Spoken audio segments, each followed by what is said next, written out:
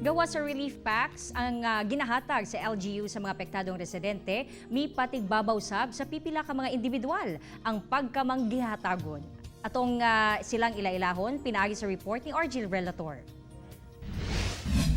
Nagtinabangay ang magbanay nga sila si Joy Rimullos ug Jamaica Ruiz sa pagrepack sa relief packs nga ihatag ngadto sa mga pamilya nga apektado ang panginabuhian tungod sa pag-undang sa operasyon sa mga gipang trabahuan. Sulod sa relief packs mao ang bugas, canned goods, noodles ug uban pa. Una nilang gihatagan ang ilang mga silingan sa SIR Barangay 76-A Davao City nang hatag sab sila sa Barangay Tugbok proper. Tataw ang kalipay ug dako ang pasalamat sa mga nakadawat sa maong hinabang. Kung igagaw si Mayfloor Labastida, naghatag siya kwarta para ipan og mga pagkaon para ipanghatag sa mga tao. Gilusad sab sa alumni sa Katalunan Pequeño National High School sa Davao City gihapon ang Project Bulig. Dinanghatag sab sila og relief packs ngadto sa mga apektadong residente sa Matag Purok sa Barangay Katalunan Pequeño.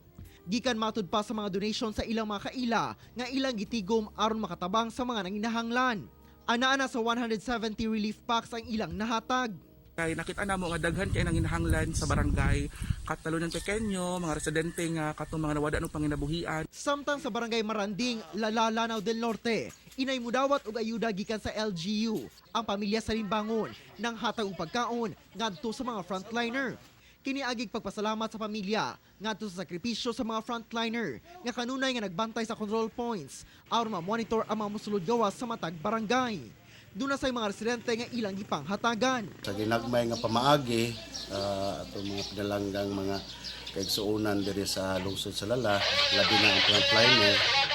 So at least makatabang man lang. So akong ihawag pod ang uban nga mga katawhan nga naay ma-share nga unta muhatag ko sila ginagmay. Sa Esperanza, Sultan Kudarat, usa ka negosyante ang nahatag og asparagus ngadto sa mga residenteng naka-home quarantine. Gidonar ni Ronnie Fabale ang mga abot sa iyang usa ka ektaryang asparagus plantation. Nagkantidad og 700 hangtod 1,200 pesos ang matag kilo sa asparagus. Ako si Argil Relator para sa One Mindanao.